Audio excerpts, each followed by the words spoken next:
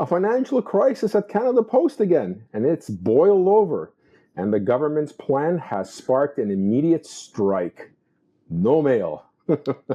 Again. I'm instructing Canada Post to introduce flexibilities in their delivery standards. The average households receive just 2 letters per week, yet operations are still designed for much higher volumes. Adjusting delivery standards will allow non-urgent mail to travel by ground instead of air and will save more than $20 million a year to the corporation. Next, the government is removing the moratorium on the conversion to community mailboxes. 3/4 of Canadians already receive mail through community, apartment, or rural mailboxes, while 1/4 still receive door-to-door delivery. It's an expensive service, and by way of example, delivering mail to an individual address costs the corporation $279 a year, whereas delivering mail to a community mailbox costs $157 a year. And 77% of Canadians already receive mail through various form of community boxes. As such, I'm authorizing Canada Post to introduce community mailboxes to approximately 4 million more addresses, which will save the corporation nearly $400 million per year in due term.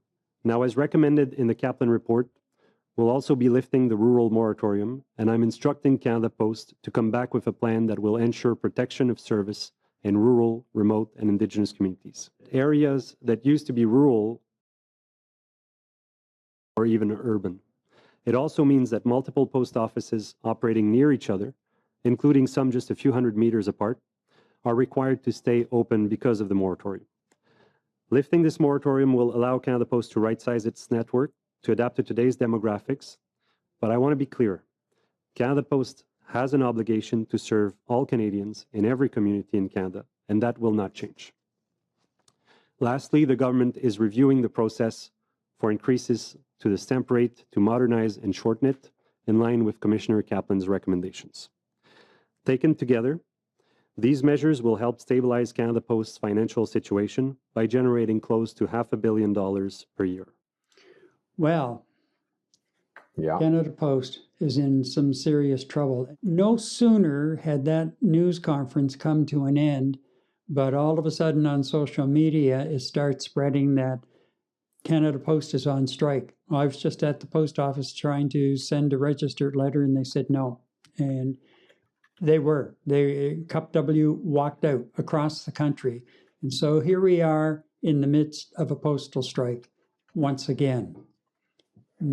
Remember, we had a postal strike back late November into mid-December, and the government finally stepped in and put them back to work.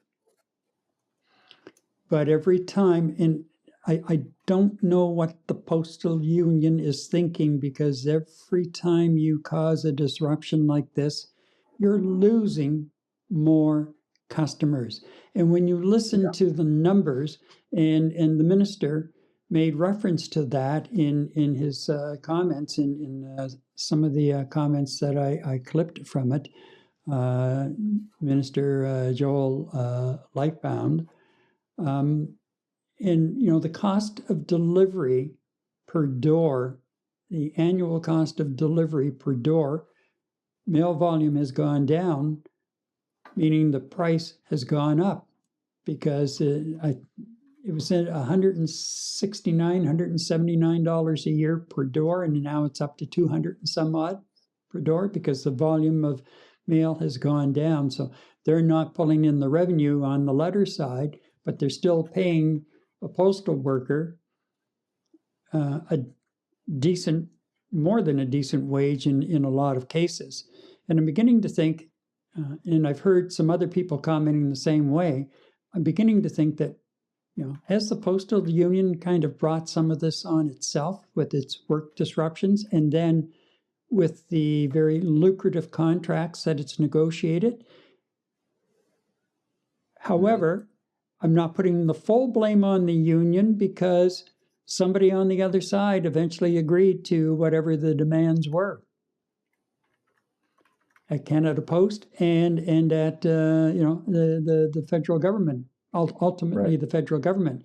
And I don't know if you caught it, but one of the things that he did say, the minister did say the other day, is first of all, Canada Post has 45 days to come up with some kind of a plan to implement what the minister has laid down, what the government's laying down, and which includes the new community mailboxes and the reduction of door-to-door delivery.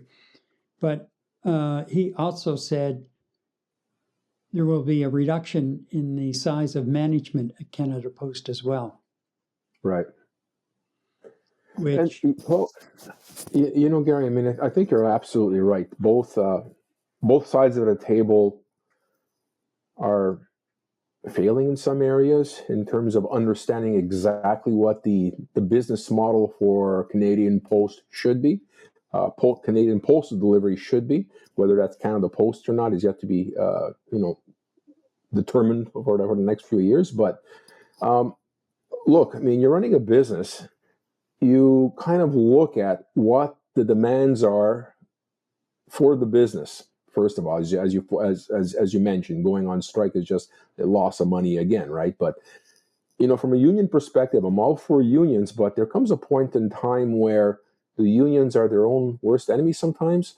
Like I from an operating perspective, going through an operational audit, it's always about what is the demand? What exactly is the work that needs to be done out there, and how much of it needs to be done, and does it have to be done, and how do we sustain services in the populated areas and the remote regions, which just 100% depend on Canada Postal Services, whether it's mail or whether it's parcel delivery and whatnot. Okay, has anybody sat down and actually laid out, here's how much work is involved in doing the work we need to do for Canada Post? Now, I don't know what the answer is, Gary. I don't know what that figure looks like. Could it be that in some specific sectors of Canada Post that they're way, way overstaffed in terms of the frontline delivery personnel and the management related and associated with that delivery personnel? Has anybody actually looked at that? I haven't heard anything in the grapevine or on the media channels in terms of, this is how many employees we actually need. We have X amount of employees and we have X plus 1,000. Does that make good business sense? And I know the union is there to protect employees' jobs. I get that. But at some point, it comes down to looking at the sanctity and the well-being of the company as well. Are the unions basically saying, well, you guys are gonna lose money, and we have to protect these extra 1,000 jobs no matter, come hell or high water, and I'm sorry, company, you're gonna have to figure out a way. At some point, we continue to work at deficits, and because of the fact we're a crown corporation, we're gonna, it's a crown corporation at right now. Do you still want to continue price gouging or employee gouging because it's the government is basically running this thing? Where does it stop, Gary? I mean,